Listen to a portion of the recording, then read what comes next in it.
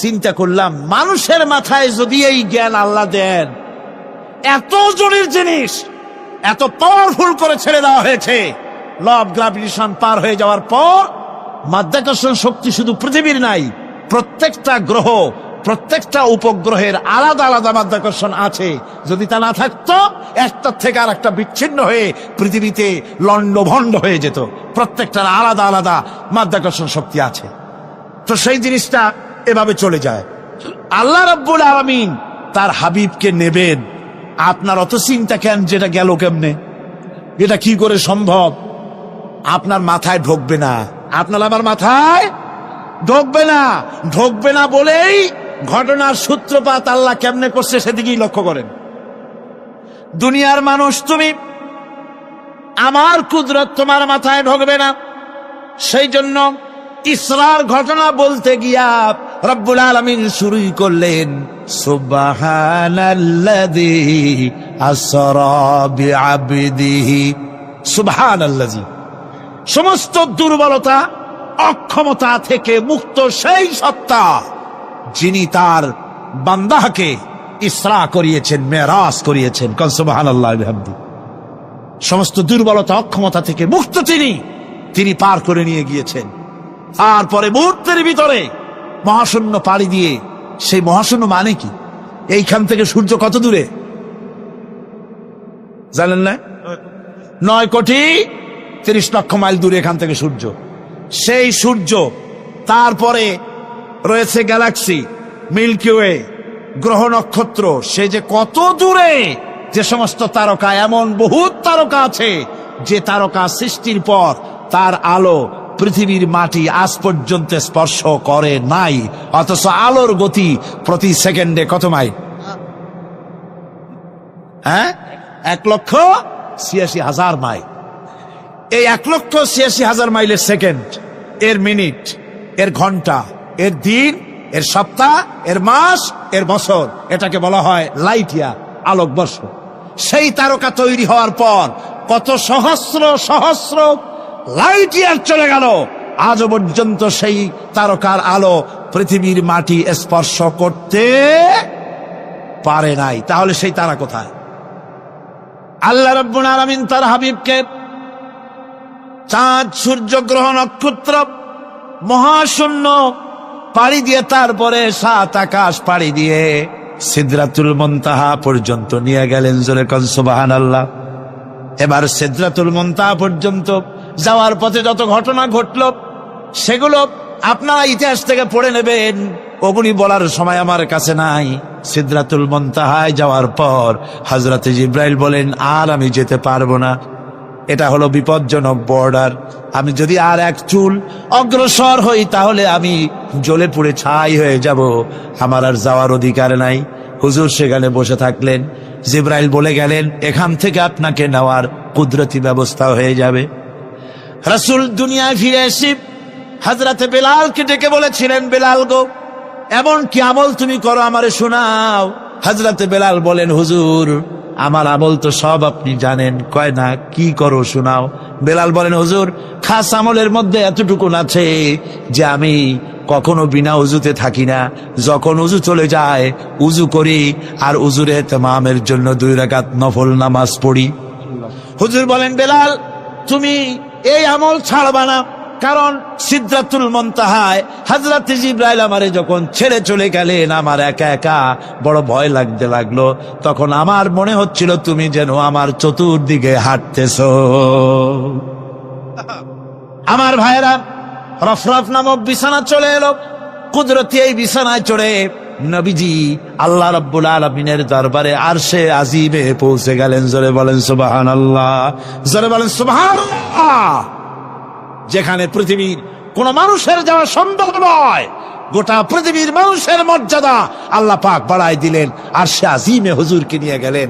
তারপরে তিনি কথাবার্তা হুজুরের সাথে কি বললেন, সেই কথাগুলি নিয়ে আমাদের দেশে কথা হলো এই যে হুজুরকে নিয়ে আল্লাহ 5 ওয়াক্ত নামাজ দিছিলেন তো 50 ওয়াক্ত। মুসা আলাইহিস সালামের সাথে দেখা না হইলে তো কাম সারছিল, আমাদের আর উপায় ছিল না। আরে ভাই, শুধু নামাজ দেওয়াই যদি উদ্দেশ্য হবে তাহলে রোজার মতো তো আল্লাহ দুনিয়ায় বসে দিতে পারতেন কিনা? হজের মতো জাকাতের মতো পারতেন কিনা? শুধু নামাজের জন্য নয়, আল্লাহ পাকের কায়নাত দেখাবার জন্য আল্লাহ পাক তাকে নিয়েছিলেন। বেহেশত দেখাইছেন, দোজক দেখাইছেন, ভালো কাজ করলে কিরকম শান্তি হবে, খারাপ কাজ করলে কিরকম শাস্তি হবে চোখে দেখাই দিয়েছেন মুহাম্মদ রাসূলুল্লাহ সাল্লাল্লাহু আলাইহি ওয়াসাল্লামকে। মেরাজ থেকে ফিরে এলেন, ঘরে এসে দেখেন উজুর পানি, উজু করে যে গেছিলেন উজুর পানি তখনও গড়াচ্ছে। যে দরজা দিয়ে বেরিয়েছিলেন দরজাটা ধাক্কায় তখনও কাঁপতেছে। যে বিছানায় শোয়া ছিলেন সে বিছানায় মানুষ শুয়ে থাকলে যেমন উষ্ণ থাকে সেরকমের উষ্ণ ভাব তখনও আছে। কেমনে হলো? কেমনে হলো? মাথায় ঢুকবে না। সুবহানাল্লাহ কোন ঢুকবে? জোরে কোন সুবহানাল্লাহ। এটার ব্যাপারে কোন বিজ্ঞান দর্শন যুক্তির প্রয়োজন নাই। প্রয়োজন শুধু এতটুকু, আল্লাহ তার হাবিবরে নেবেন, কত দ্রুত নিবেন, কত দ্রুত পাঠাবেন এটা তিনিই ভালো জানেন, আমাদের কোনো জানার কথা না, ঠিক কিনা কর? তবে দৃষ্টান্ত যদি চান তাহলে আমি দৃষ্টান্তটা এভাবে দিতে পারি, বুঝাবার জন্য একটা দৃষ্টান্ত দিতে পারি।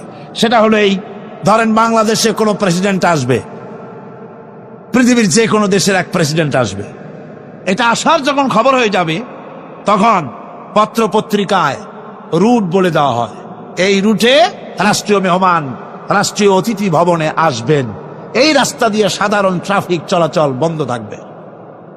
এয়ারপোর্ট থেকে নিয়ে রাষ্ট্রীয় অতিথি ভবন পর্যন্ত মেহমান না আসা পর্যন্ত সমস্ত ট্রাফিক চলাচল বন্ধ। মেহমান পৌঁছে যাবে, তারপরে আবার স্বাভাবিক ট্রাফিক চলবে। এটা জানেন কিনা? এইটা যদি পৃথিবীর সামান্য সলিমদ্দি কসিমদ্দি, এই জন্য বলছি আজ আছে কাল নাই, ঠিক কিনা গণ? আজ মন্ত্রিত্ব গেল, কালকে রাস্তায় দাঁড়ায় বলবে রিক্সাওয়ালা আমার একটু নেওয়া, বাজারে মাছ কিনতে যাব, ঠিক কিনা? সুতরাং এদের তো কোনো মর্যাদা নাই, আজ আছে কাল নাই। এই দুনিয়ার সলিমদ্দি কসিমদ্দির জন্য যদি এভাবে ট্রাফিক চলাচল বন্ধ করে দেওয়া হয় তাহলে আকাশ এবং জমিনে আল্লাহ রাব্বুল আলামিনের সর্বশ্রেষ্ঠ মেহমান জনাবে মুহাম্মদ রাসূলুল্লাহ সাল্লাল্লাহু আলাইহি সাল্লাম, এই মেহমান আল্লাহর দরবারে যাবেন। আল্লাহ যদি বলে দিয়ে থাকেন, আল্লাহ যদি হুকুম করে থাকেন, সময়ের গতি, বার্ষিক গতি, আহ্নিক গতি, আকাশের গতি, সূর্যের গতি, সময়ের গতি, রাত 3:45 10 সেকেন্ড, এখন সমস্ত গতি স্তব্ধ হয়ে যা।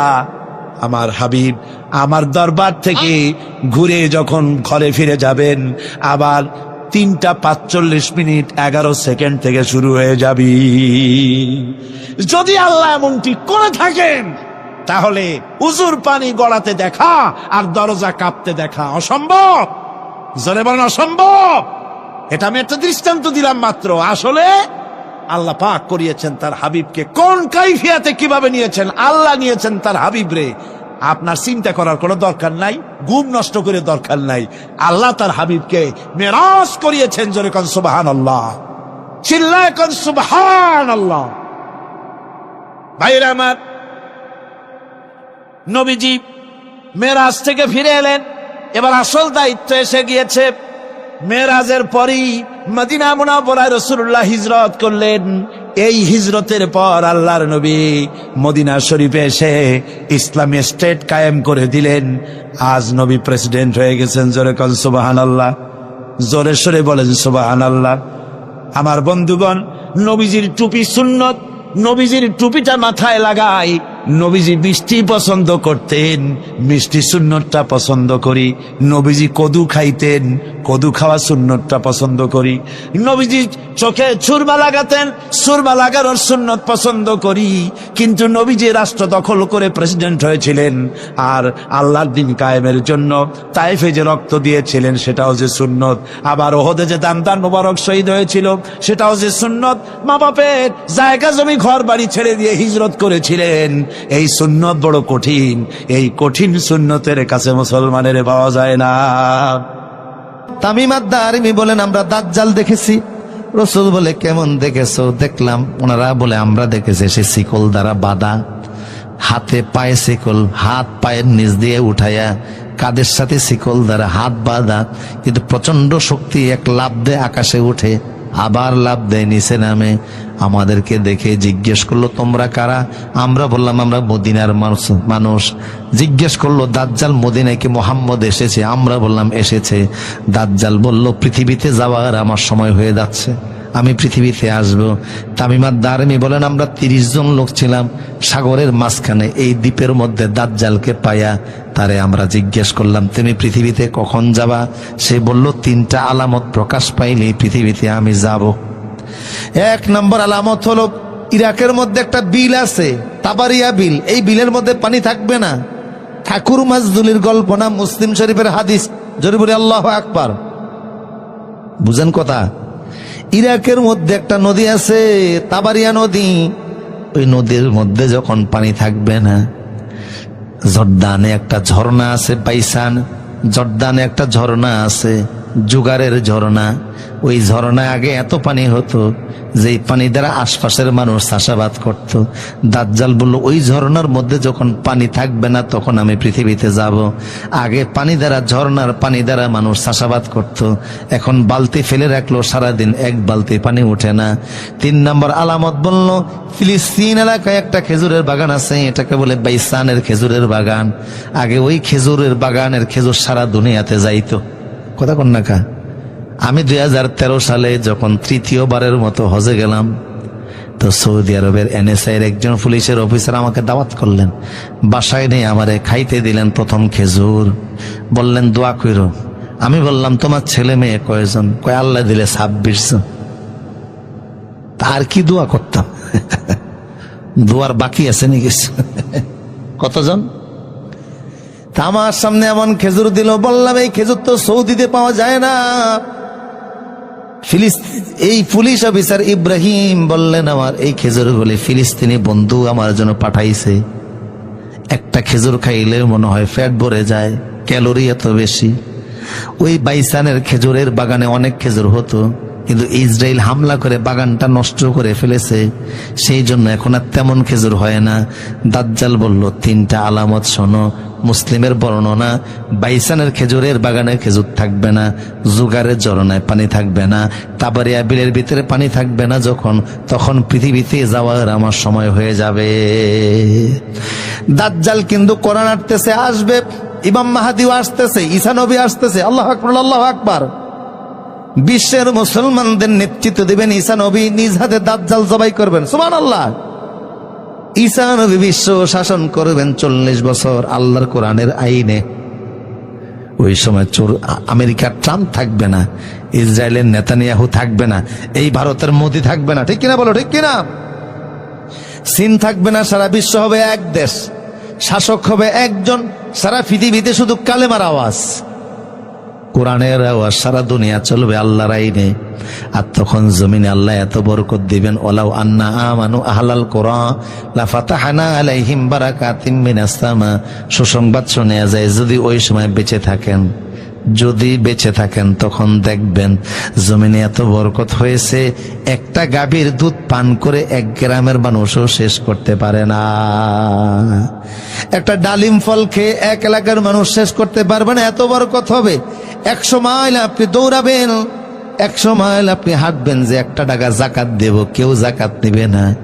আপনার কাছ থেকে 1 টাকা ভিক্ষা নেওয়ার মতো থাকবে না। সহায় সম্পদ দ্বারা সবাইরে যিনি সমৃদ্ধ করে দিবেন তিনি কে? তবে দাজ্জাল আসার আগে 3য় বিশ্বযুদ্ধ হবে। রাসূল বলেছেন ওই বিশ্বযুদ্ধে পৃথিবীর 9 গুণ মানুষের ভিতরে 7 গুণ মানুষ মারা যাবে। তার মানে বর্তমান পৃথিবীতে যদি হয় 900 কোটি মানুষ, ওই যুদ্ধে 700 কোটি মানুষ মারা যাবে। এক যুদ্ধে 700 কোটি মানুষ মারা যাবে, পৃথিবী ক্ষতিগ্রস্ত হবে। এরপরে আল্লাহ জমিনকে সাজাবেন, ঈসা নবী শাসন করবে 40 বছর। ঈসা আলাইহিস সালামের ইন্তেকালের পরেও জমিন কোরআনের আইনে চলবে আরো 20 বছর। টোটাল সারা পৃথিবী কোরআনের আইনে চলবে 60 বছর। আল্লাহু আকবার, আল্লাহু আকবার। 60 বছর পরে হঠাৎ করে আল্লাহ পশ্চিম আকাশ থেকে সূর্য উঠিয়ে দিবেন। যেদিন আল্লাহ পশ্চিম আকাশ থেকে সূর্য উঠিয়ে দিবেন, সেদিন আকাশে সূর্য উঠা 3 দিন থাকবে এক অবস্থায়। 3 দিন থেকে ওই সূর্য পশ্চিম দিকে যেদিন উদিত হবে সেদিন থেকে গোনায় গোনায় 120 দিন পরে, 120 বছর পরে, 120 বছর পরে আল্লাহ ইসরাফিলকে বলবেন সিংহায় ফু দিয়া দুনিয়া ধ্বংস করে দাও। পৃথিবী শেষ, সাদের দুনিয়া শেষ হয়ে যাবে। আমার প্রিয় সুধী, তো দাজ্জালের কথা একটু বললাম এই কারণে, রসুল বলেছে কেউ যদি সূরা কাফের প্রথম 10 আয়াত মুখস্থ করে দাজ্জালের ফিতনা থেকে যিনি বাঁচিয়ে দিবেন তিনি কে? এই সূরাটা যদি জুমার দিন আপনি তেলাওয়াত করেন সারা সপ্তাহে আসমানের কাছ থেকে আপনার জন্য নূর চলে আসবে। জুমার দিন যদি এই সূরাটা পড়েন 1 সপ্তাহ আসমানি নূর দ্বারা আপনারে আল্লাহ বেষ্টন করে রাখবেন। পড়া যাবে ইনশাআল্লাহ। কেন এই সূরার এত গুরুত্ব? কারণ এই সূরা আল্লাহ ঈমানদারদের কথা বলেছেন। মনোযোগ আসেনি আপনাদের? কথা বুঝতেছেন আপনারা? এই সূরার এত গুরুত্ব কেন? 1 সপ্তাহ নূর থাকবে সূরা পড়লে। এই সূরার 10টি আয়াত মুখস্থ করলে দাজ্জালের ফিতনা থেকে বাঁচা যাবে। কেন? কারণ এই সূরার ভিতরে ঈমানদারদের গল্প আল্লাহ বর্ণনা করেছেন।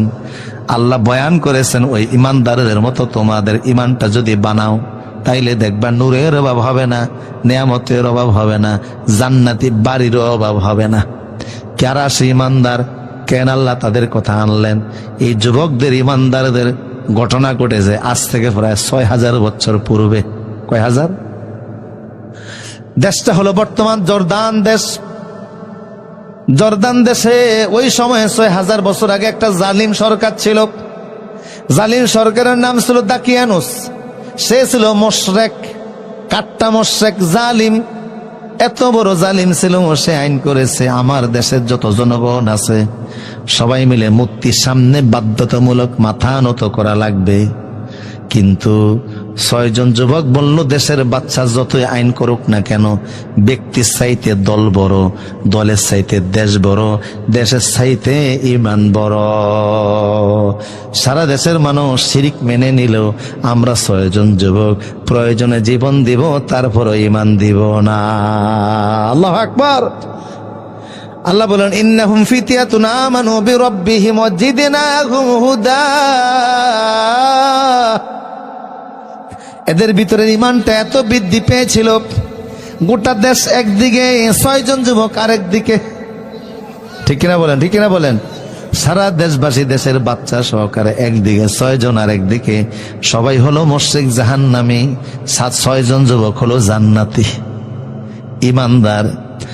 ওদের বাবা মাও কিন্তু মুশরিক, পরিবার পরিজন মুশরিক, কিন্তু ওরা ঈমানদার, আল্লাহ চিনে ফেলছে। আমরা জন্মগতভাবে মুসলিম পরিবারে জন্ম নেওয়ার কারণে ঈমানের দাবি করি যে লা ইলাহা। কিছু মানুষ তো এত বড় কপাল ভরা, ভাগ্য খারাপ, কাফেরের ঘরে জন্ম নিয়েছে, মৃত্যুর আগ পর্যন্ত কুফরি জিন্দেগি থেকে আর বের হতে পারে না। আছে না নাই? আপনি কি মানব সেবা করেন? ঈমানের দৌলত আপনারে আল্লাহ দিয়েছে, কি আপনি এত বড় বীর বাহাদুর, কি আপনার অবদান? আমি তো অবাক হই, বাংলাদেশে একটা হসপিটাল আছে ICDDR। ওয়াজ বুঝেননি আপনারা?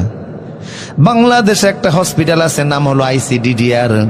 আমাদের চাঁদপুরের মত্তবের মধ্যে এই হসপিটালের একটা শাখা আছে।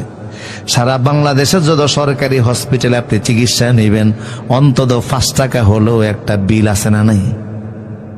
সরকারি হসপিটালে আপনি চিকিৎসা নিতে গেলে 5 টাকার একটা টিকিট অন্তত নেওয়া লাগে, কিন্তু ICDDR গেলে 1 টাকা নেওয়া লাগে না।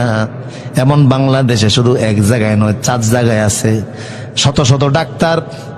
এই ডাক্তারদের কোনো ফি দেওয়া লাগে না, ভর্তি ফি দেওয়া লাগে না, কোনো টাকা দেওয়া লাগে না, কোনো পয়সা দেওয়া লাগে না। এই হসপিটালগুলি হলো ডায়রিয়ার হসপিটাল। যত ডায়রিয়ার রোগী আছে ওখানে গিয়ে সুস্থ হয়। এই 4টা হসপিটালের যত ডাক্তার, যত বেতন, যত কারেন্ট বিল, যত রোগীদের ঔষধ, থাকার বিল, সব দেয় বিল গেটস। আমেরিকায় তার বাড়ি। শুধু বাংলাদেশের 4টা হসপিটাল খরচ চালায় না, বিশ্বের 148টা হসপিটালের খরচ চালায়। কিন্তু দুঃখের বিষয় হলো লোকটা হলো খ্রিস্টান, ভিতরে ঈমান নাই। এত বড় ভালো কাজ করে, যার বেতন, যার ফোকাটের টাকায় লাখ লাখ মানুষ সুস্থ হয়। 1-2 বছর নয়, বিগত 40 বছর যাবত যার টাকা দ্বারা মানুষ সুস্থ হয়। লোকটা কালেমা তার জাবানে নাই, বেঈমান। আর আপনি সারা জীবন ইসলামের জন্য কি করেছেন? মাহফিলের জন্য 10টা টাকা চাইলেও চেহারা কালো হয়ে যায়। কথা বলে না। মসজিদের মুয়াজ্জিনের ইমাম সাহেবের বেতন দিতে চায় না, অথচ আপনি কালেমাওয়ালা মুসলমান। রসুল বলেছে আমার উম্মতের যার ছোট্ট একটু ইমান থাকবে তারও আল্লাহ 10 দুনিয়ার সমান একটা জান্নাতি বাড়ি দান করে দিবেন। কি আল্লাহর জন্য কি করে ফেলেছে যে এত বড় জান্নাত পাবেন? ওই লোকটা কি ক্ষতি করছে আল্লাহ তারে দিবেন না? মূলত সব ফায়সালা কার? ওমা তাশাউনা ইল্লা আইয়াশা আল্লাহু রাব্বুল আলামিন। কারে আল্লাহ ঈমান দিবেন, কারে বেঈমান বানাবেন, একমাত্র ইচ্ছা কার? শুকরিয়া আদায় সারা জীবন করলো শেষ হবে না। সামান্য মাহফিলে 1 ঘন্টা বসে থাকার ধৈর্য হয় না, কথা বলেন না কার? আর অথচ খ্রিস্টানদের ধর্ম প্রচারে বিমান হলো 600। কোটি কোটি টাকা তারা ব্যয় করে। প্রতি 4 মিনিটে পৃথিবীর যে কোনো দেশে খ্রিস্টানদের একটা বিমান টেক অফ করে। আজকে পৃথিবীর আকাশে 33,000 বিমান চলাচল করে। এর জন্য শুধু খ্রিস্টানদের ধর্ম প্রচারের বিমান হলো 600। আর বিশ্বের কোনো মুসলমানের কোনো ব্যক্তিগত বিমান, কোনো আলেমের বিমান নাই। ডক্টর জাকির নায়েকের ওনার কোনো ব্যক্তিগত বিমান নাই। বিশ্বের কোনো দায়ী আল্লাহর বিমান নাই। বাংলাদেশে মাঝে মধ্যে 2-1 হুজুর হেলিকপ্টারে উঠে একটু অনেকে সহ্য হয় না, কথা বলেন ঠিক কিনা? নাম দিছে হেলিকপ্টার হুজুর, ঠিক কিনা বলেন? কি নাম দিছে? আলেমদের প্রতি এই দেশের কিছু মানুষ এত অ্যালার্জি রাখে, যদি জোরে জোরে হাঁটে কয় আল্লাহ কই জানি খাইতে যেতে আছে। আস্তে হাঁটলে বলে আজকে মনে হয় খাইয়া একটু বেশি লোড হয়েছে। জোরে হাঁটলেও বিপদ, আস্তে হাঁটলেও। আমার প্রিয় সুধী, আমার বাইরে গভীর মনোযোগ দেন। কি করে আমরা ইসলামের জন্য 6 জন যুবক বলল দেশবাসী আমরা সারা দেশ একদিকে, সরকার একদিকে, আমরা 6 জন আরেকদিকে। আল্লাহু আকবার। দেশের সরকার গোয়েন্দা পাঠিয়ে দিল, তোমরা তন্ন তন্ন করে খোঁজ খবর নাও এই দেশের জনগণ আমার মূর্তি পূজা মানে কিনা। গোয়েন্দারা সারা দেশ ঘুরে ঘুরে রিপোর্ট এনে দিল, বাচ্চা সারা দেশের জনগণ সবাই মিলে মূর্তিকে খোদা বলে স্বীকার করে নিয়েছে, কিন্তু 6 জন যুবক তারা বলে আমরা মূর্তি মানি না, আমরা মানি এক আল্লাহ। আমরাও মানে কয় আল্লাহ। 6 জন যুবক বলে আমরা মানে এক আল্লাহ, এই জন্য যদি জীবন দেওয়া লাগে জীবন দিব, তারপরে ঈমান দিব না। দেশের বাচ্চা বললে এদেরকে ধরে নিয়ে আসো, গ্রেপ্তার করে আনা হলো। বাচ্চা বুঝাইলেন, যুবকরা মানে না। বাচ্চা বলল একটা রাত তোমাদেরকে সময় দিলাম, এই রাতের মধ্যে যদি তোমরা মতের পরিবর্তন না করো আগামীকাল আমি তোমাদেরকে ফাঁসির কাস্টে ঝুলাইয়া দিব। 6 জন যুবক বিদায় করে দিল দেশের বাচ্চা। যুবকেরা প্রধানমন্ত্রীর কার্যালয় থেকে বের হয়ে এক জায়গায় সলা পরামর্শ করে, দোস্ত যেই দেশের পিতামাতা, যেই দেশের সরকার, যেই দেশের জনগণ আল্লাহ বিরোধী হওয়ার জন্য আমাদেরকে পরামর্শ দেয়, চল আমরা ওই দেশেই থাকবো না, ওই দেশ থেকে হিজরত করে এমন এক দেশে যাব যেই দেশে গেলে আল্লাহরে আল্লাহ বলা যায়। আমরা হিজরত করব। কি করব? কথা বলে না, কি করব? আমার রাসূল হিজরত করছে কি করে নাই? মক্কা ছেড়ে দিনের নবী, বলুন মক্কা ছেড়ে দিনের নবী মদিনাতে যায়, জন্মভূমির মায়াই নবী ফিরে ফিরে সায়। যারা বলে আল্লাহু আকবার। বিশ্ব নবী হিজরত করতেছে, চোখের পানি ছাড়তেছে। আল্লাহ বলে নবী হে কাঁদবেন না, চোখের পানি মুছে ফেলে দেন। আজকে মক্কা থেকে রাতের আধারে আপনি মদিনা যাচ্ছেন, বেশি সময় লাগবে না। ইন্না ফাতাহানা লাকা ফাতাহাম মুবিনা, অসিরে মক্কার ক্ষমতা আমি আল্লাহ আপনাকে দান করে দিব। আল্লাহর ওয়াদা এমন শর্ত হয়ে গেল, মাত্র 8 বছরের মাথায়, কয় বছর? 8 বছরের মাথায় রাসূল 10,000 সাহাবী নিয়ে মক্কায় আসলেন। 10,000 সাহাবী রাসূলের সঙ্গে। রাসূল বললেন আমরা মক্কা থেকে এখন 3 কিলোমিটার দূরে থাকবো। 10,000 সাহাবীরা বলল নবী আমরা এখন কি ডিউটি পালন করব? রাসূল বলেন এখানে 3 দিন তোমরা থাকবা, 3 দিন পরে আমরা মক্কায় প্রবেশ করব। তবে 3 দিনে তোমাদের ডিউটি হলো তোমরা প্রত্যেকে চুলা বানাবা 5টা। কয়টা? ওই জামানায় 500 মানুষের রান্না হতো একটা চুলায়, কিন্তু রাসূল বললেন একজনের চুলা বানাবা 5টা। তার মানে 10,000 মানুষের চুলা তৈরি হবে 50,000। সাহাবীরা সুলা বানালেন, কারণ রসুলের নির্দেশ কোন লেমা লেয়ান্না হোয়াই দ্যাট সো সারা, কোনো শব্দ নাই, রসুল যেটা বলে ওটাই পালন করা লাগবে। বুঝে আসলেও মানতে হবে, বুঝে আসলে না আসলেও মানতে হবে। এটার নাম হলো ঈমান, ঠিক কিনা বলেন? কোনো শব্দ করা যাবে না। সাহাবীরা 50,000 সুলা বানালেন। 50,000 সুলার মধ্যে আগুন জ্বলতেছে। রাত্রিবেলা কাফেরদের নেতা আবু সুফিয়ান, ওনার সিআইডি আসছে, সাহাবীদের সংখ্যা গন্ত, যে মোহাম্মদ মক্কা দখল করবে, কি পরিমাণ সেনা সদস্য নিয়ে এসেছে। আইসা দেখে সেনাবাহিনী গণবে কতক্ষণ, মাগরিবের পর তখন হাজার হাজার চুলার মধ্যে আগুন জ্বলে। সুবহানাল্লাহ বলবেন না? সিআইডি প্রধান গিয়ে বললেন, আবু সুফিয়ান তাড়াতাড়ি মক্কা ছেড়েন, পালান, চলে যান। কেন, কি দেখেছো? কয়ে সেনাবাহিনী গণব কতক্ষণ, হাজার হাজার চুলার মধ্যে আগুন জ্বলে। আবু সুফিয়ান বলল, আমারও মনে হয় না, এত মুসলমান মোহাম্মদ কোথায় পাবে? রাত্রিবেলা একজন পাঠাইছে, তুমি গিয়ে দেখে আসো। রসুল আগে বলছে টয়লেট বানাবা কম, চুলার পরিমাণ হবে বেশি। উনি গিয়া দেখে টয়লেটের সামনে যে সিরিয়াল ঘুমিয়ে যে কি পরিমাণ আছে আল্লাহ ভালো জানে। দাঁত ব্রাশ করতেছে, মেসওয়াক করতেছে হাজার হাজার। এই দৃশ্য দেখে বলল আবু সুফিয়ান, রাতের সংবাদ সত্য, মুসলমান কি পরিমাণ আল্লাহ ভালো জানে। আবু সুফিয়ান বলে, মুসলমানদের আদমশুমারি হয়েছে 3 বার। একবারের আদমশুমারিতে মুসলমান 40 জন, দ্বিতীয় আদমশুমারিতে মুসলমান 400 জন, তৃতীয় আদমশুমারিতে মুসলমান 1500। মোহাম্মদ এত মুসলমান পাবে কোথায়? কয়, বিশ্বাস না করলে আপনি নিজে গিয়া দেখেন।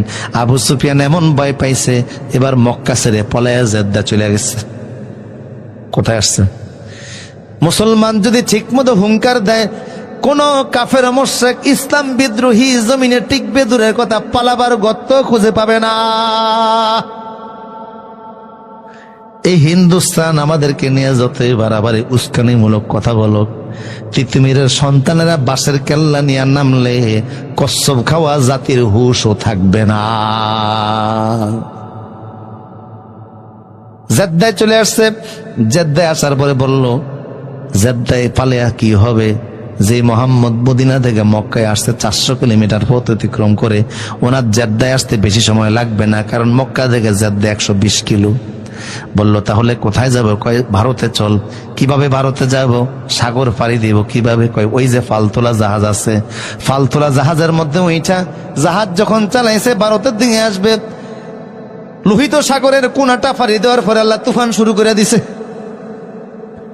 সাগরের মধ্যে যখন ঝড় ওঠে তখন কারে ডাকে? নাস্তিক হইল তখন কারে ডাকে? আমাদের বাড়ি তো চাঁদপুর, নদী মাতৃক এলাকা। চাঁদপুরের ওই প্রান্তের জেলাটা হলো শরীয়তপুর। শরীয়তপুরের লঞ্চ যাচ্ছে ঢাকার দিকে। লঞ্চ চিনেননি আপনারা? দেখেছেন কখনো? লঞ্চ যাচ্ছে ঢাকার দিকে। 60 নল একটা বিখ্যাত জায়গা আছে, ওখানে প্রচন্ড জ্বর হয়। ওই জায়গায় আসার পরে এখন তুফান শুরু হলো। এখন লঞ্চ এরকম হেলতেছে আর দুলতেছে, মনে হয় যেন পড়ে যাবে। মুসলমানরা বলে আল্লাহ আল্লাহ, হিন্দুরা বলে ভগবান ভগবান। আর যারা টাস খেলতেছিল জালানার পাক দিয়া সব টাস ফেলে দিছে। কিছুক্ষণ পরে কিছু হিন্দু ভাইরা দেখে লঞ্চের সামনে একজন হুজুর দাঁড়িয়ে আছে। বলল, হুজুর দাঁড়িয়ে আছেন কেন? একটু আজান দেন। হুজুর বলল, আজান দিলে কি হবে? আজান দিলে শুনছি তুফান থেমে যায়। হুজুর বলল, তোমরা না ভগবানরে ডাকতেছিলে, ভগবান ডাকো। কয়, না হুজুর, যেই তুফান শুরু হয়েছে ভগবান থামাইতে পারবে না। কয়, আমি আজান দিলে তোমরা কি করবা? কয়, আমরাও আল্লাহ আল্লাহ বলবো। আল্লাহু আকবার, আল্লাহু আকবার। কারণ যখন মানুষ বিপদে পড়ে নকল খোদার কথা মনে থাকে না, নাস্তিক হলেও তখন কিন্তু আল্লাহরে ডাকে। আল্লাহরে কেন ডাকে? এটার জবাব দিয়েছেন বিজ্ঞানী আব্দুস সালাম, বাড়ি হলো তার মিশরে। মনোযোগ আসেনি আপনাদের? কথা বোঝা যাচ্ছে? নাস্তিক ও বিপদের সময় কারে ডাকে? কেন আল্লাহরে ডাকে? আব্দুস সালাম জবাব দিয়েছেন, উনি বললেন, পৃথিবীর প্রথম বিজ্ঞানী আমি, তিনি নোবেলও পেয়েছেন, যিনি মানুষের ওপেন হার্ট সার্জারি শুরু করেছিলেন। আজকে একজন রোগীর ওপেন হার্ট সার্জারি তিনি করবেন, বুকটা ফেরে ফেলেছেন। বুকটা ফেরে ফেলার পরে তিনি কি কি রোগ ব্লক হয়েছে চেক করতেছেন। এমন সময় হার্টের মধ্যে কি যেন দেখলেন, দেখার পরে ওনার চোখ থেকে দর দর করে পানি পড়া শুরু হয়ে গেল। অন্য অন্য সার্জনদেরকে বললেন, আমার হাত কাঁপতেছে, পারতেছি না, তোমরা বাকি কাজ করো। ডাক্তারদেরকে বুঝিয়ে তিনি চলে গেলেন। সেজদায় পরে কাঁদতেছেন, অপারেশনের পরে অন্য ডাক্তার গিয়ে বলল, স্যার অন্যদিন এত কাঁদেন না, আজকে কেন তো কাঁদলেন? বলল, দেখো আজকে যখন এই রোগীর হাড় আমি বের করলাম, রক্ত আসার আগে আমি দেখে ফেললাম তার হাড়ের মধ্যে আমার আল্লাহ নামটা সিল মারা আছে। এতদিন পরে আমার বুঝে আসলো 2 টাকা দামের একটা মেসের কার্ডের ভিতরে কোম্পানির নাম আছে, 15 টাকা দামের 1 বোতল পানির ভিতরে কোম্পানির নাম আছে, আছে না? 1 টাকা দামের ক্যান্ডি চকলেটের মধ্যে কোম্পানির নাম আছে। আল্লাহ তোমার মতো এত দামি সৃষ্টি বানাইলেন, তোমার ভিতরে কি আল্লাহ তার কোম্পানির নাম দেন নাই? তাই হিন্দু হোক, বৌদ্ধ হোক, খ্রিস্টান হোক, প্রত্যেকের কলবের মধ্যে আল্লাহ নামটা সিল মারা আছে। পরিবারের কারণে সে নাস্তিক হয়, সমাজের কারণে মুরতাদ হয়, কাফের হয়, মুশরিক হয়, কিন্তু বিপদে পড়লে তখন নকল খোদার কথা মনে থাকে না, তখন সবাই ডাকে কারে? আবু সুফিয়ান বলল, হেই নেতারা, যেই তুফান শুরু হয়েছে আল্লাহর কাছে দোয়া করা ছাড়া সাগরের তুফান থামবে না। বলল, তাহলে কি করবো? চল একটা মুনাজাত দে, আমি মুনাজাত দিব, তোরা আমিন বলবি। আবু সুফিয়ান মুনাজাত দিছে, আল্লাহ মোহাম্মদ যে সত্য নবী এটা আমরা ভালো করে জানি, শুধু ক্ষমতা হারানোর ভয় আমরা ওনাকে মানি না। কথা বলে না, ওনারে মানলে আমাদের নেতাগিরি থাকবে না। তো আমরা যদি, তুমি আর ভারতে যাব না, জেদ্দার শক্ত মাটি পর্যন্ত যদি তুমি জাহাজটাকে একটু পৌঁছে দাও, নিরাপদে যদি সাগরটা পাড়ি দিয়ে শক্ত মাটিতে পা রাখতে পারে, আমি কিন্তু কালেমা পড়ে মুসলমান হয়ে যাব। অন্যান্য ফাতি নেতা, সাথী নেতা আছে না, মানে ছোট নেতারাও কালেমা পড়বে, সবাই বলে আমিন। আল্লাহ দোয়া কবুল করে তুফান থামিয়ে দিয়েছে। এখন তারা জেদ্দার শক্ত মাটি পর্যন্ত আইসা জাহাজ থেকে নামছে। ছোট ছোট নেতারা কয়, বড় নেতা কালেমা পড়েন, কয় চুপ থাকে, একটু দেখে শুনে নেই, নদীর মধ্যে একটু হাওয়া বাতাস লাগে। আল্লাহ যখন বিপদ দূর করে দিলেন তখন মনটা ঘুরে গেল। আল্লাহ কোরআন এই কথা বললেন, ফালাম্মা নাজ্জাহুম ইলাল বাররি ফামিনহুম মুক্তাসিদ। আমি যখন বিপদ দূর করে দিয়েছি তখন আগের মতো দিল হয়ে গেছে, যদিও তিনি পড়ে কালেমা পড়েছিলেন। কথা বলেন ঠিক কিনা? আমার প্রিয় সুদীপ, রাসূলুল্লাহ চলে আসলেন মক্কায়। 3 দিন পরে 10,000 সাহাবী নিয়ে এসে কাবার ভিতরে প্রবেশ করে মূর্তি সরাইয়া তাকবীরের আওয়াজ দিলেন, বেলালকে দিয়ে আজান দেওয়াইলেন, আল্লাহু আকবার। আল্লাহ নবী যেমন হিজরত করেছে, 6 জন যুবক বলল আমরা হিজরত করব। রাতের আধারে যুবকরা বাড়ি থেকে বের হয়ে রওনা দিয়েছে। কাউকে বলে না, চুপি চুপি দেশবাসী, এলাকাবাসী, পরিবারের অজান্তে ঠাকুর মাজুরের গল্প বলি না, কোরআন থেকে বলছি। সামনে চলে আসার পরে দেখে 3 রাস্তার মাথা। মনোযোগ আছে আপনাদের? কয়জন যুবক? কয়জন? সামনে আসার পরে দেখে 3 রাস্তার মাথা। দোস্ত, 3 রাস্তায় মাথা পাড়ি দিব, কিন্তু ওই যে একটা লোক দেখা যায় দাঁড়ানো আছে, আমার মনে হয় সরকারের সিআইডি দাঁড়ানো আছে, যে কোনোভাবে তথ্য ফাঁস হয়ে গেছে যে আমরা 6 জন যুবক দেশের এগেনস্টে গিয়ে, সরকারের বিরুদ্ধে গিয়ে, মূর্তি পূজার বিরুদ্ধে গিয়ে, বাপদাদার ধর্মের মধ্যে লাথি মেরে রাতের আধারে পলায়ন করে অন্য দেশে চলে যাচ্ছি। তাই আমাদেরকে ধরার জন্য সরকার গোয়েন্দা পাঠিয়েছে। কিন্তু 7ম নাম্বার যে যুবকটা রাস্তায় দাঁড়ানো, যুবক ডাক দিয়া বলছে, বন্ধুরা আমার গোয়েন্দা মনে করো না, সিআইডি মনে করো না, তোমরা যেমন ইমানদার আমিও তোমাদের মতো একজন ইমানদার। তোমাদের কথা দেশের বাচ্চা জানতে পেরেছে, আমার কথা জানতে পারে নাই। আমি জানতাম রাতের আধারে তোমরা হিজরত করে এই দেশ থেকে অন্য দেশে যাবা, তোমাদের সাথী হওয়ার জন্য আমি এই জায়গায় অপেক্ষা করতেছি। দোস্ত, তুমি যাবা আপত্তি নাই, তোমার সাথে একটা কুকুর আছে, কুকুর তো নেওয়া যাবে না, কারণ কুকুরের স্বভাব তো ভালো না। সে অন্য কুকুর দেখলে আওয়াজ করবে, বাড়িঘর থেকে মানুষ বের হয়ে আমাদেরকে গ্রেপ্তার করে সরকারের হাতে তুলে দিবে। কথা বুঝেন কিনা? বলল, আমার কুকুর আমার কথা শুনে, পৃথিবীর মধ্যে যত প্রাণী আছে সবচেয়ে বেশি মানুষের মানে কুকুর। কথা বলেন ঠিক কিনা? মানুষের ভক্ত হয় বেশি কুকুর। আমেরিকাতে 4000 অন্ধ কালেমা পড়ে মুসলমান হয়ে গেছে কোরআনের এই সূরাটা তাফসীর শুনে।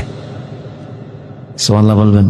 এই অন্ধরা কুকুর সাথে নিয়ে চলতো, কারণ তারা 2 চোখে দেখে না। কুকুর ওদেরকে বাজারে নিয়ে যাইতো, ওরা কুকুরের বাজারে পাঠাইলে লিস্ট পাঠিয়ে দিত, কুকুর বাজার থেকে লিস্ট অনুযায়ী বাজার আইনা দিত। কথা বুঝেন কিনা? এখনকার র্যাবের সাথে কুকুর আছে না নাই? কথা বলেন, আছে না নাই? ওর গ্রাণ শক্তি এত মারাত্মক। চোখের মধ্যে আল্লাহ এর তো ফাওয়াত দিছে, 18 কিলোমিটার দূর পর্যন্ত দেখতে পায়।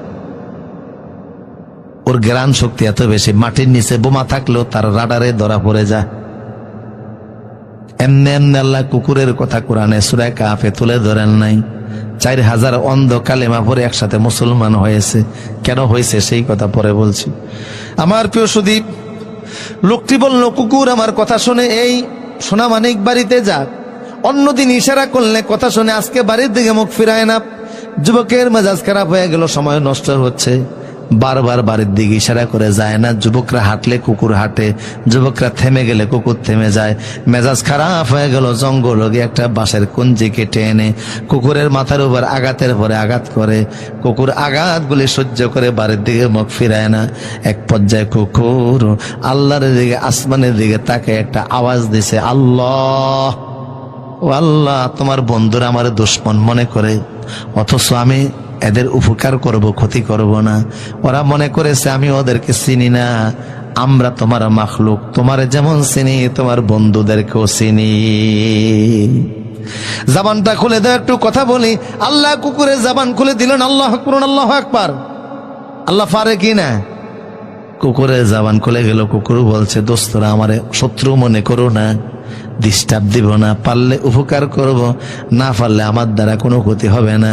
কুকুরের কথা শুনে সাথে নিয়ে গেলেন। আগে ছিল যুবক 6 জন, এখন একজন। কথা কন না, কয়জন? 7 জন হলো। হাঁটতেছে, হঠাৎ করে দেখে পূর্ব দিক থেকে সূর্য উঠতেছে। পূর্ব দিক থেকে সূর্য উঠতেছে। একে অপরকে বললো, দোস্ত, সূর্য উঠে গেলে তো সর্বনাশ। জনগণ যখন বাড়িঘর থেকে কাজ কামের জন্য বের হবে, তখন দেখবে আমরা দেশের জাতীয় আসামি, ঠিক কিনা? কারণ সবাই দেশের আইন মানে, আমরা 7 জন মানি না। আমাদেরকে ধরে সরকারের হাতে দিয়ে দেবে। সরকার পাইলে হয় আমাদের ফাঁসি দিবে, না হয় ধর্ম ত্যাগ করাবে। এখন কি করানো উচিত?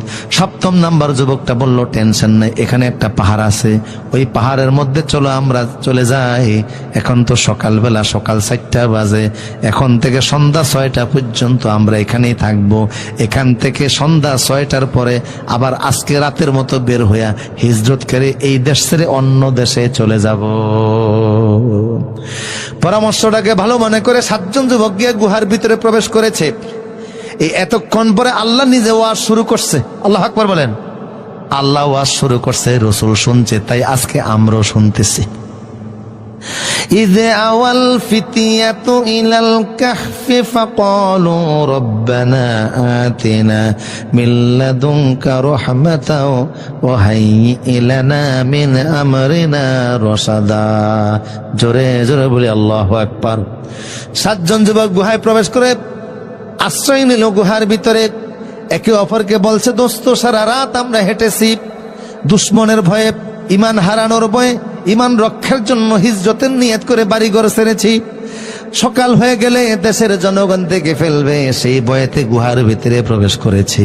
সন্ধ্যা 6টা পর্যন্ত গুহার ভিতরে আমরা থাকব, কিন্তু এখন সারা রাত হেঁটে হেঁটেছি, ক্লান্ত শরীর, তাই বৈশা দেখা লাভ কি, চল আমরা ঘুমিয়ে যাই। কেউ কেউ বলল, আমরা যে ঘুমাবো আন্দাজে ঘুমাবো না। কার কাছে বলে ঘুমাবো? জোরে বলেন, কার কাছে? আমরা ঘুমাইলে কার নামে ঘুমাই? আল্লাহুম্মা বিইসমিকা ওয়া আমুতু ওয়া আহইয়া। 7 জন যুবক বলছে, আল্লাহ, আমরা একটু ঘুমাচ্ছি, ওয়া হাইয়্যি লানা মিন আমরিনা রাশাদা, আমাদের বিষয়টা একটু দেখো। আল্লাহ বলল, বিশ্ববাসী শোনো, ইমানদার 7 জন যুবক আমাকে বইলা ঘুমাইছে, আমি আল্লাহ এমন ঘুম দিলাম তাদের চোখে, একদিনের সন্ধ্যা 6টা পর্যন্ত ঘুম দিলাম না। আমি আল্লাহ এক ঘুমে তাদেরকে 309 বছর রেখে দিলাম। আরো জোর বলুন আল্লাহু আকবার। আপনাদের ঘুম আসতেছে মনে হয় না? শোনা যাচ্ছে তো আওয়াজ ইনশাল্লাহ ফজর পর্যন্ত? হ্যাঁ, মাশাআল্লাহ, সাহস তো কম না। আমার প্রিয় সুধী, না, নির্ধারিত সময় আমি শেষ করে দিব বলে ইনশা। তোর মজা লাগে এই জন্য চট্টগ্রামের এক লোক দেখা গেল ভাতও খায়, মরিচও খায়। মরিচ তো সাংঘাতিক মরিচ, টাঙ্গাইলের মরিচ, চাল এত বেশি, মরিচ খাচ্ছে আর রীতিমতো কাঁদতেছে। পাশের লোক গিয়ে বললো, কান্নাকাটি করে মরিচ খাওয়ার কি দরকার? কয়, ভাই বাধা দিয়েন না, খাইতেও মজা, কানতেও মজা।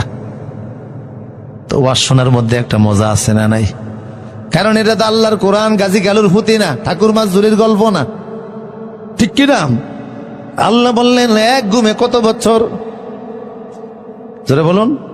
309 বছর তারা ঘুমালো। ফাদরাবনা আলা আযানিহিম ফিল কাহফি সিনিনা আদাদা। একটা দুইটা বছর নয়, 309 বছর ঘুমাইছে। আল্লাহ বলেন নবী হে, এরা যে ঘুমাইছিল লম্বা একটা সময়, 100 বছর নয়, 200 বছর নয়, 309 বছর।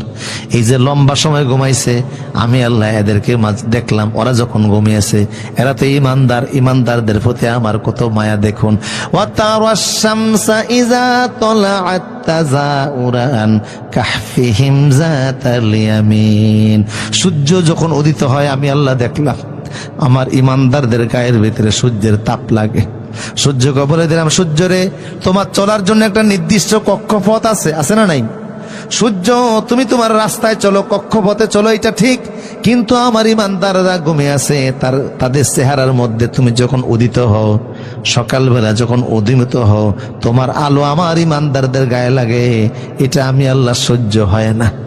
কারণ তুমিও আমার, সূর্য, বান্দাগুলিও আমার, তবে তুমি সূর্যের চাইতে আমার বান্দাদের দাম আমার কাছে 1000 গুণে বেশি।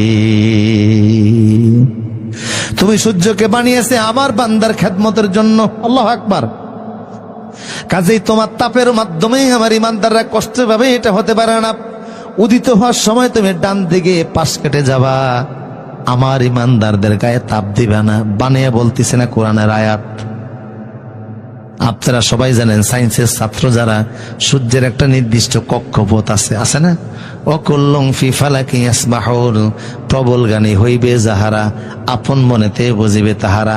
রাত্রি পারানা আগে যাইবার, দিনের স্থান করি অধিকার। চন্দ্র বারানা বাদিতে সূর্যতে, সূর্য বারানা চন্দ্রকে ধরিতে। যার যা স্থান বহাল রাখিয়া ভ্রমণ করতেছে আল্লাহরে ডরিয়া। সূর্য তার রাস্তায় চলে, কিন্তু ইমানদারদের জন্য তার গতিপথ যিনি পরিবর্তন করে দিলেন তিনি কে? ওয়াইজা গারাবাত তাকরিদুহুম জাতাশ শিমাল। আল্লাহ বলেন সূর্যরে আমি দেখতে পাচ্ছি, তুমি যখন অস্তমিত হও তখনও তোমার তাপ গুহার মধ্যে আমার যে 7 জন বান্দা ঘুমিয়ে আছে ওদের চেহারার মধ্যে পড়ে। খবরদার তুমি বাম দিকে পাশ কেটে যাবা, অস্ত যাওয়ার সময়ও তোমার তাপ আমার ইমানদারের গায়ে দিবা না। আল্লাহ পাক বলেন নবী হন নুকাল্লিবুহুম যাতাল ইয়ামিন ওয়া যাতাশ শিমাল। এরা যে ঘুমাইছিল আমি আল্লাহ দেখলাম, ঘুমের মধ্যে এক কাতে ঘুমিয়ে থাকলে কষ্ট আছে না নাই? দেখবেন মানুষ কিছুক্ষণ পর পর 500 পরিবর্তন করে। আল্লাহ বলেন আমি কুদরতি ধাক্কা দিয়া 7 জন যুবকের কখনো ডান কাঁধে কখনো বাম কাঁধে নিয়ে 500 পরিবর্তন করে আরামের ব্যবস্থা করে দিয়েছে। অহম ফি ফাজওয়াতিম মিনহু। আমার প্রিয় সুধী, ওরা গুহার মধ্যে থেকে আল্লাহ বলেন 500 পরিবর্তন করে দিয়েছি। এবার আল্লাহ পাক বলেন নবী হে, যদি আপনি ওদের ঘুমের দৃশ্যটা দেখতেন, আপনি একটা ভয় দৌড় দিতেন। রাসূলকে আল্লাহ বলতেছে লাওয়াইতালাতা আলাইহিম লাওয়াল্লাইতা মিনহুম ফিরআরা ওয়ালা মুলাইতা মিনহুম রুবা। ওদের ঘুমের দৃশ্য দেখলে আপনি ভয় একটা দৌড় দিতেন। কেন? ওরা চোখ খুইলা ঘুমাইছিল। কিছু মানুষ আছে না চোখ খুইলা ঘুমায়, কথা বলে না, আছে না নাই? কিছু আছে আবার নাক ডাকে। ওরে ডাক কাকে বলে?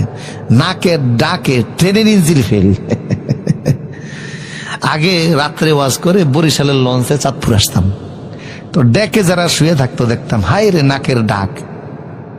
মানে এখানে ট্রেনের ওই লঞ্চের ইঞ্জিনের সাথে নাকের ডাকের ইঞ্জিনের শক্তি বেশি, ঠিক না বলা? আসলে এরকম এই ডাকের আওয়াজে কিন্তু আশপাশের মানুষ ঘুমাইতে পারে না।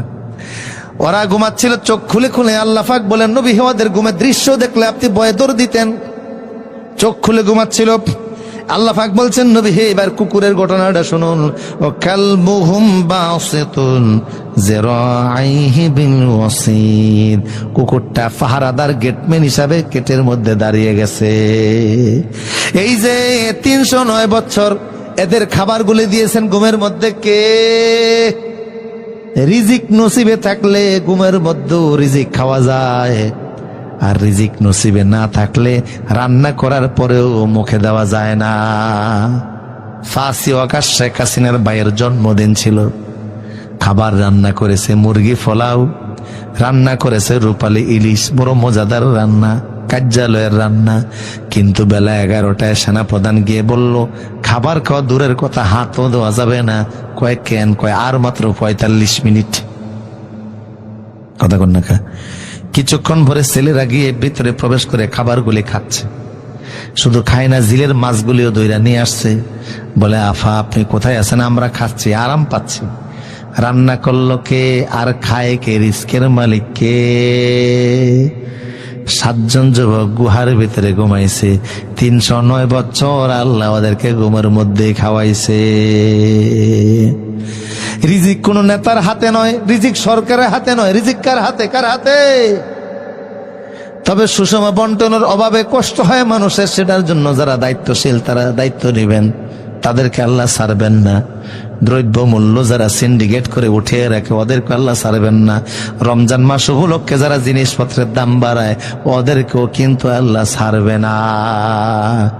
পৃথিবীর সব দেশের ব্যবসায়ীরা রমজান উপলক্ষে খাদ্যদ্রব্যের দাম কমিয়ে দেয়, একমাত্র বাঙালি ব্যবসায়ীরা 10 গুণ বাড়ায়। কথা বলে না? সারা বছরের সুদে আসলে আদায়ের উদ্দেশ্যে থাকে, এই জন্য বরকত কিন্তু নাই। এই দেশে খাদ্যের মধ্যে এত ভেজাল, এত ভেজাল। এই দেশের মানুষের ম্যাক্সিমাম টাকা খরচ হয় ওষুধ কিনতে গিয়া। কথা বলেন ঠিক কিনা? হসপিটাল গেলে দেখবেন এখন রোগীর সিরিয়াল আছে না নাই? সুস্থ মানুষ বড় কঠিন, সামনে দিন আসবে, তুলা রাশি দিয়া সুস্থ মানুষ খোঁজা লাগবে। মানুষ দেখতে যাবে যে ভাই আপনি সুস্থ আছেন, বড় মজার ব্যাপার। ওষুধ খায় না এমন একটা মানুষও পাওয়া যাবে না। কেন? কারণ অধিকাংশ খাদ্যের মধ্যে ভেজাল আছে না নাই? অপারেশন কি বের হয়েছে?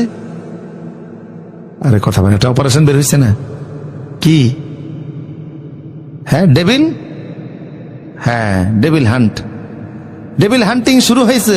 শয়তানের খোঁজে শয়তান শিকার করে।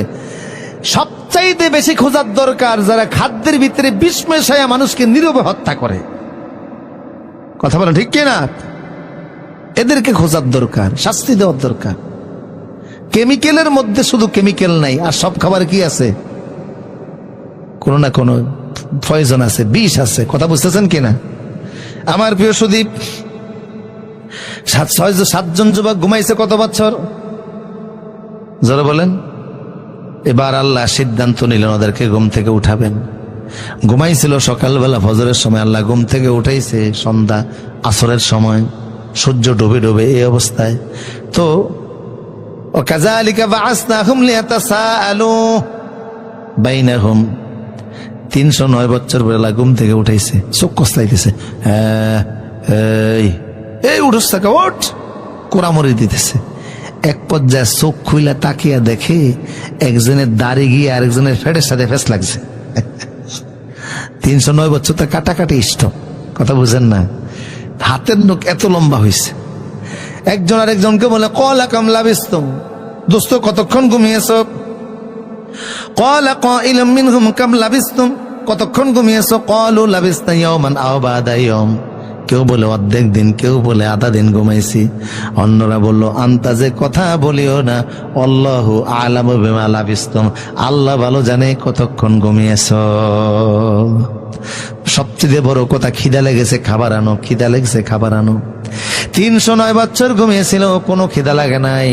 309 বছর পরে ঘুম থেকে উঠা মাত্রই খিদা লাগা শুরু হয়েছে। খাবার নিয়ে আসো। ফাবাআসু আহাদাকুম বিওয়ারিকিকুম হাযিলাল মাদিনা, যে খাবার আনতে যাবা বাজারে যাও, তবে চাঁদা উঠিয়া যাও। তোমার পকেটের টাকায় তো যথেষ্ট হবে না, রুটি গোশত কিনে আনবা।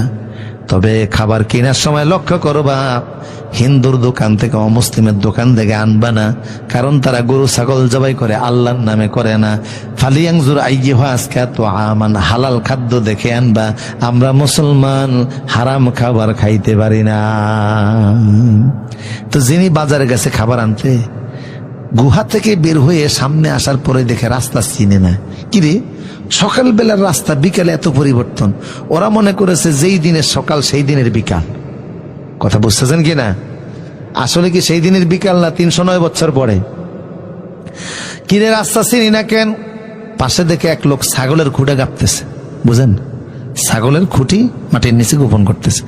এই চাচা, বাজারটা কোন দিকে? উনি তো ওনার কাজ করেন। এই যে চাচা, বাজারটা কোন দিকে? বুড়া মেয়ে তাকে কয়, ও মা গো ভাই বাজার ওদিকে, আপনারা দেখলে ভয় লাগে ওদিকে যান। মানে দাড়ি মুছে তো একা, বুঝেন না কথা? 309 বছর কাটাকাটি বন্ধ, দাড়ি মুছে একাকার, ভাই ওইদিকে বাজার, ওইদিকে যান। বাজারে চলে গেছে, দোকানে গিয়ে রুটি গোস্ত পছন্দ করে ফেলেছে, টাকা দিয়েছে। আজকের দোকানের ভিতরে কাস্টমার অনেক বেশি, ম্যানেজারের কাস্টমারের চেহারার দিকে নজর দেওয়ার মতো সময় কোথায়, টাকা গইনে তো গোল পায় না। যুবক যে টাকা হাতে দিয়েছে, ম্যানেজার বলল এই টাকাটা কে দিয়েছেন? যুবক বলল আমি দিয়েছি। ম্যানেজার বলল এটা অসল টাকা, এই টাকা চলে না, নতুন টাকা দেন। যুবক বলল এটা সকালবেলার টাকা। ম্যানেজার বলল অসল টাকা, এই টাকা চলে না। যুবক বলে সকালবেলার টাকা। তর্ক শুরু হয়ে গেছে। ম্যানেজার এতক্ষণ পরে যুবকের চেহারার দিকে তাকাইছে, তাকে ম্যানেজারে কো মা গো ভাই দূরে থাকেন, টাকা দেন আর নাদের কাছে আইসেন না। আপনারা দেখা ভয় লাগে। দোকানে হই হাল্লা পড়ে গেছে, বাজারের মধ্যে আওয়াজ ছড়িয়ে গেছে। বাজারে টহলরত পুলিশ ছিল। পুলিশ বলে এই দোকানে কি হয়েছে? লোকেরা বলল এমন এক যুবক আসছে রুটি গোস্ত নেওয়ার জন্য, চেহারা যেই দেখে সে ভয় পায়। আপনি পুলিশ, আপনি দেখলেও ভয় পাবেন। পুলিশ বলল জীবনও কত আসামি ধরলাম, কত ফিসি হান্নান, মুরগি মিলন, কালা জাহাঙ্গীর, কুত্তা আসলাম। বুঝলি কথা? মুরব্বীরা মনে করছে আমি কোন ফেরেশতাকে নাম কইতেছি। কত সন্ত্রাসী আমরা ধরলাম, কোনোদিন ভয় পাই না। আজকে এই যুবকের দেখা ভয় পাবো কেন? পুলিশ কাছে আসার পরে পুলিশও দেখা, পুলিশও বলে ও মা গো ভাই তোমার নাম? কয় আমার নাম তামলিক। এই টাকা কোথায় পাইছো? কয় এটা সকালবেলার টাকা। পুলিশ বলল এটা সকালবেলার টাকা না, এটা হলো অসল টাকা। পুলিশ বুঝাইতে পারে না, নিয়ে গেল থানায়। থানা বুঝাতে পারে না, নিয়ে গেল এসপির কাছে। পুলিশ সুপার, জেলার প্রধান যিনি, তিনিও বুঝাতে পারে না, নিয়ে গেল আইজির কাছে। আইজিও পারে না, নিয়ে গেল রাষ্ট্রপ্রধানের কাছে। রাষ্ট্রপ্রধান হলো তন্দুরুস আল্লাহওয়ালা মানুষ, মুসলমান। রাষ্ট্রপ্রধান ডেকে বলল যুবক তুমি সত্য কথা বলো, টাকার কোথায় পেয়েছো? তুমি কি গুপ্তধন পেয়েছো? কোন টাকার ভান্ডার কি তুমি পেয়েছো? এই টাকা তো এই যুগে চলে না। এই টাকা হলো আজ থেকে 309 বছর আগের টাকা। তুমি ভয় পাইও না, আমার দিকে তাকিয়ে দেখো, আমিও ইমানদার, দেশে যত জনগণ আছে সবাই ইমানদার। যুবক অবাক হয়ে গেল, আপনি কি দাকি আনুস না? কয় না আমি তন্দুরুস। দাকি আনুস আজ থেকে 309 বছর আগে ছিল। ও তো আল্লাহর গজবে ধরা পড়ছে। ওর আমলে দেশ ছিল মুশরিকদের হাতে, এখন দেশ হলো ইমানদার, পুরা দেশে ইমানদার, আমিও ইমানদার। যুবক বলল বাচ্চা আমার একটু সময় দেন, আমি একটা সেজদা দেই আল্লাহকে, তারপরে আপনার সাথে কথা বলবো। যুবক সেজদায় গিয়ে আল্লাহরে বলছে আল্লাহ কোন ভাষায় তোমারে ধন্যবাদ দিবা আমি জানি না। আমরা এমন একটা পরিবেশ চাইছিলাম যেই দেশের সব জনগণ থাকবে ইমানদার, কালেমার পতাকা আকাশে উড়বে। যেই দেশের সংসদ, যেই দেশের ডিসি অফিস, এসপি অফিস, টিউনো অফিস, থানা, সমস্ত জায়গা চলবে কোরআনের আইনে, ইসলামের আইনে চলবে, এমন একটা সমাজ আমরা চাইছিলাম। সব জায়গা থেকে আজান বের হবে, তো জেলা প্রশাসক জেলায় নামাজের ইমামতি করবে, রাষ্ট্রপতি সংসদ ভবনে ইমামতি করবে, এমন একটা দেশ আমরা চাইছিলাম। কিন্তু 7 জন যুবক আমরা পারি নাই।